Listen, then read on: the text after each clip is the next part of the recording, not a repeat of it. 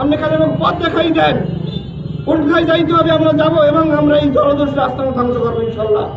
আমার ভাইরা এই রোজার দিনে কে আমরা দাঁড়াইছি, আমার বড় কষ্ট আছে বিদেশ থাকতে দাঁড়াইছি, এই কষ্ট কেন কষ্ট আমরা না খাই থাকি।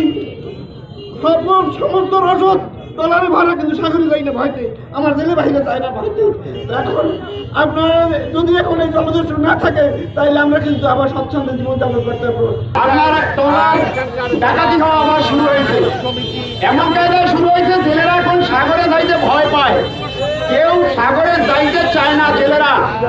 আর আমরা যারা ট্রলার মালিক আছি আমরাও সাগরে ট্রলার পাঠাইতে পারছি না।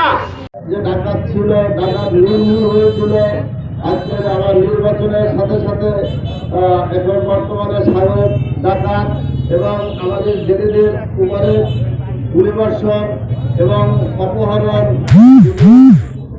দুঃসময় যাচ্ছে জেলেদের।